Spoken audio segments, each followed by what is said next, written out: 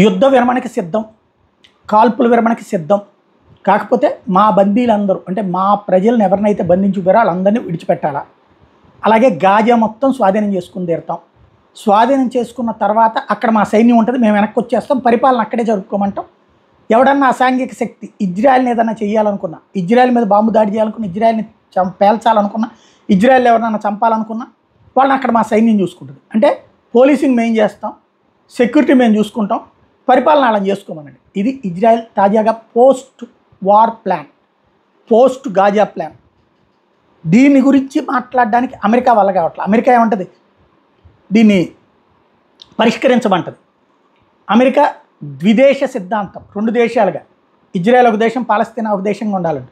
Arab దేశాలు అయ్యే చెప్తున్నాయి, రష్యా అదే చెప్తుంది, అన్నీ అదే చెప్తున్నాయి. ఇజ్రాయెల్ మాత్రం పాలస్తీనాను ఒక దేశంగా ఉంచడానికి అంగీకరించట్లేదు. దాన్ని ఎలా కన్విన్స్ చేయాలో అర్థం కానటువంటి పరిస్థితి అమెరికా. అమెరికాకి మిత్ర దేశం.